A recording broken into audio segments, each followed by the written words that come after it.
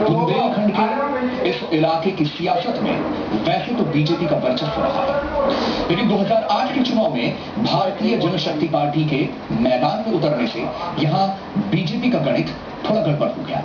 लिहाजा बाजी कांग्रेस के हाथ लग गई। मौजूदा समय में कांग्रेस के यादवेंद्र सिंह बुंदेला यहां से टीकमगढ़ में बेरोजगारी, सड़क और पानी जैसी समस्याएं। देखते हैं इलाके की तस्वीर। यादवेंद्र सिंह बुंदेला, विधायक कांग्रेस, टीकमगढ़। मध्य प्रदेश के टीकमगढ़ जिले का सियासी नजरिए से एक खास मुकाम है। ये वो विधानसभा क्षेत्र है जहां से 2008 में सूबे की पूर्व मुख्यमंत्री उमा भारती बीजेएसपी की प्रत्याशी के तौर पर हारी हैं।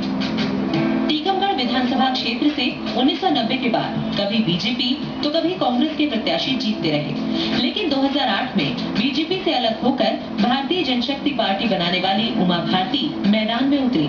लिहाजा कांग्रेस के लिए ये चुनावी समर आसान हो गया, क्योंकि यहाँ बीजेपी समर्थित वोटर्स दो भागों में बंट गए, जिससे 2008 के चुनाव में कांग्रेस के प्रत्याशी को आसानी से जीत मिल गई। टीकमगढ़ जिले में कुल 5 विधानसभा सीटें हैं: जतारा, पृथ्वीपुर, खरगापुर, निवाड़ी और टीकमगढ़। टीकमगढ़ की कुल जनसंख्या 2,94,656 है, जबकि क्षेत्र में कुल मतदाताओं की संख्या 1,87,900 है, जिनमें अन्य पिछड़ा वर्ग और अनुसूचित जाति के वोटर्स का खासा दबदबा है। और यही वो मतदाता हैं जो चुनाव के परिणाम को प्रभावित करते हैं। यादवेंद्र सिंह की जीत का समीकरण हालांकि जातिगत आधार पर नहीं बना।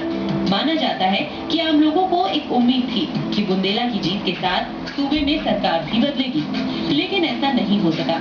फिर आम आदमी की चाहत समस्याओं के समाधान पर आकर टिक गई, लेकिन समस्याएं खत्म होने का नाम ही नहीं ले रही। युवा बेरोजगारी खत्म नहीं की जा सकी। इलाके में सड़कों की हालत भी ज्यादा अच्छी नहीं है। पानी, आवास और बिजली जैसी सुविधा भी नहीं मिली। किसानों के पास अब भी सिंचाई के साधन नहीं है। बांधों के नाम पर हुआ निर्माण भी नाकाफी साबित हुआ। कई बार ही करें, हम सड़क बनवाएंगे या सामुदायिक भवन देंगे या बिजली का जो आपका जो कमी है जो वो पूरी करवाएंगे, लेकिन आज तक भी हमारे क्षेत्र में आए नहीं। आते हैं, कभी कभी आए, रोड शो करेगा और भग चले गए। देखो, बुंदेलखंड पैकेज की राशि के लिए हमने शुरू से, जब से ये राशि आवंटित हुई थी उसके बाद से लगातार हमने अपने केंद्रीय नेतृत्व से बात करी। केंद्रीय नेतृत्व का तर्क ये था कि मतलब इम्प्लीमेंटेशन, जिसको क्रियान्वयन करना है वो तो स्टेट एजेंसी है, राज्य सरकार एजेंसी है, और राज्य सरकार ने कोई ऐसी योजना बना के नहीं भेजी जिससे सीधा जनता को लाभ होगा। हालांकि ऐसा भी नहीं है कि टीकमगढ़ की हालत में सुधार नहीं हुआ। टीकमगढ़ में ट्रेन पहुंचना, पंचायत भवनों का निर्माण, स्कूल भवन और बाउंड्री वॉल को उनकी उपलब्धि माना जा सकता है। निधि के माध्यम से कह लो या कुछ भी प्रशासनिक दबाव बना के कुछ भी कह लो, जनता के लिए जो उनसे बना उन्होंने अच्छे से अच्छे करने की कोशिश की। हर गांव में, हर पंचायत में विधायक निधि से जहां भी आप जाओ, ऐसा नहीं कि कोई भी गांव खाली मिले जहां आपको उनके विधायक निधि के द्वारा 5 साल में काम नहीं कराया गया हो। हर जगह उन्होंने काम कराया। एक सिंचाई बांध नहीं बना, जो सिंचाई बांध बंदे में, चाहे बगाज माता बना हो, चाहे बहादुरपुर का मामला हो, चाहे लार तालाब का मामला हो, ये सारे तालाब बुंदेलखंड पैकेज की राशि से बने। मतलब सरकारी बजट से एक नया पैसा। मौजूदा वक्त में टीकमगढ़ के हालात स्थानीय लोगों के नजरिए से थोड़े मिले जुले नजर आते हैं। एक बड़ा तबका क्षेत्र के विकास के लिए बुंदेला के साथ खड़ा है, लेकिन एक तबका उनसे नाराज भी है। लिहाजा विपक्षी दल नाराज तबके को अपने साथ लाने की कोशिश में जुट गया है। विधायक निधि से काम जो कराए जाते हैं वो आप जानते हैं कि किस प्रकार से कराते हैं। केवल सरपंचों को या अधिकारियों को, कर्मचारियों को ऑब्लिगेशन की दृष्टि से काम कराए जाते हैं, उनमें गुणवत्ता का तो प्रश्न उठता ही नहीं है। जब से भारतीय जनता पार्टी की सरकार बनी हुई है, इसमें महिलाओं की अधिकतर ऐसी योजनाएं जो सीधा लाभ योजना को महिलाओं को मिल रहा है, चाहे वो लाडली लक्ष्मी योजना हो, चाहे वो जननी सुरक्षा योजना हो, चाहे वो बेटी बचाओ गांव की बेटी योजना हो। मौजूदा समीकरणों के बीच टीकमगढ़ के हालात पर अभी कोई राय नहीं बनाई जा सकती, क्योंकि यादवेंद्र सिंह के साथ जनता का विश्वास है, जबकि एक तबका उनसे नाराज भी है। लिहाजा इलाके की तस्वीर का अगला रंग चुनाव के नतीजे ही बता सकेंगे। टीकमगढ़ से आरबी सिंह परमार के साथ इलेक्शन डेस्क, जी मीडिया। और टीकमगढ़ की इस सीट पर 2008 में उमा भारती को कांग्रेस के यादवेंद्र सिंह बुंदेला ने शिकस्त दी थी। उमा के बीजेपी के साथ मिल जाने के बाद अब मुकाबला फिर से यहां कांग्रेस और बीजेपी के बीच में है। 2013 में विकास के जिन दावों पर कांग्रेस के बुंदेला फिर से मैदान में उतरेंगे, देखते हैं जनता की नजरों में उन दावों की हकीकत क्या है। यादवेंद्र सिंह, विधायक, कांग्रेस, टीकमगढ़। मध्य प्रदेश की टीकमगढ़ विधानसभा सीट सूबे की राजनीति में कांग्रेस और बीजेपी के लिए अहम भूमिका निभाने वाली सीट है, लेकिन मौजूदा वक्त में ये सीट कांग्रेस के नेता यादवेंद्र सिंह का कर्म क्षेत्र है। स्वतंत्रता संग्राम सेनानी सरदार सिंह बुंदेला के बेटे यादवेंद्र सिंह को राजनीति विरासत में मिली है। उनके पिता 1959 से 1964 तक जिला कांग्रेस कमेटी के अध्यक्ष रहे, जिसके बाद वो विधायक भी चुने गए। लिहाजा पिता के निधन के बाद उनकी विरासत संभालने के लिए यादवेंद्र राजनीति में उतरे। 1983 में उन्होंने कांग्रेस के टिकट पर जीत दर्ज की। 1985 में भी वो दोबारा चुनाव जीते, लेकिन 1990 में उन्हें हार का मुंह देखना पड़ा। 1993 में पासा फिर पलटा और वो तीसरी बार विधायक चुने गए, लेकिन 1998 और 2003 में बीजेपी ने सीट पर कब्जा जमा लिया। हालांकि क्षेत्र में फिर परिवर्तन की लहर चली और 2008 में यादवेंद्र चुनाव जीत गए।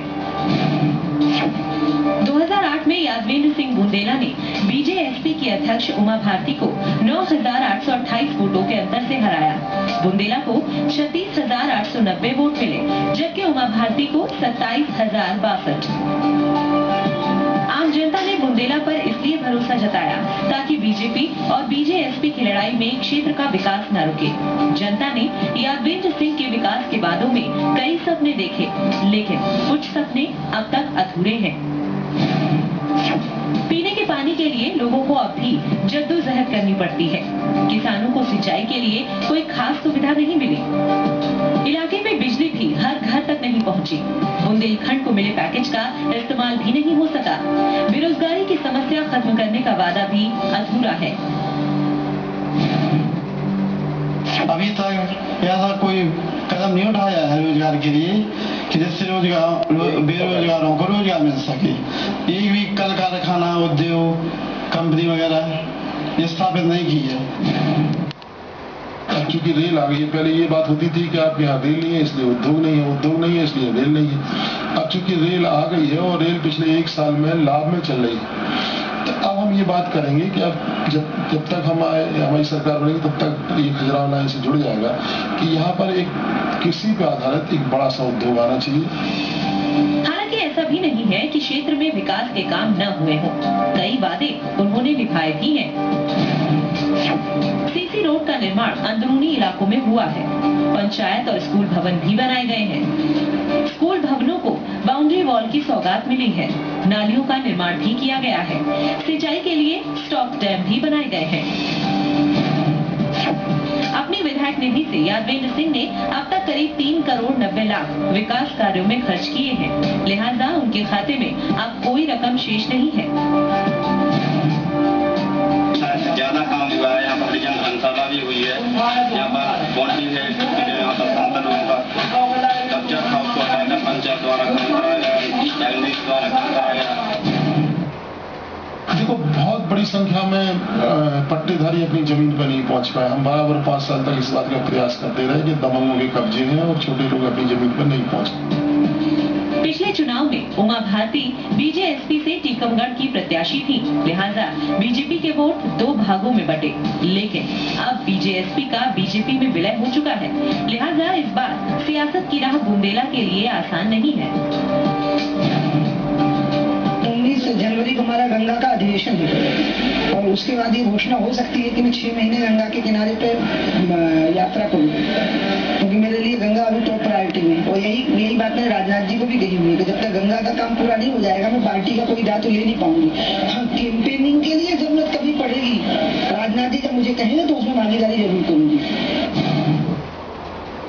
यादवेंद्र सिंह जी का सवाल नहीं है, सवाल है आम जनता को राहत देने का, और उस उपक्रम में हमारा विधायक सर्वश्रेष्ठ साबित हुआ है, इसमें कहीं दो मत नहीं है।